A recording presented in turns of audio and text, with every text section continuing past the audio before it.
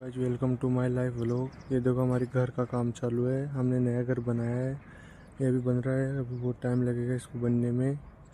ये देखो मैं अभी घर पे जा रहा हूँ और आज धूप भी ज़्यादा है और ट्रेन गर्मी हो रही है, इसके लिए मैं जल्दी घर पे जा रहा हूँ।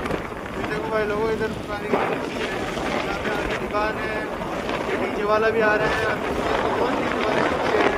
कौन से डीजे आ रहा है? कल तो मैंने चमत्कार का नाम लिया था तो चमत्कार ही आ गया। ये आज कौन सा आ रहा है? ये देखो भाई लोगों, आज किसान आ रहा है।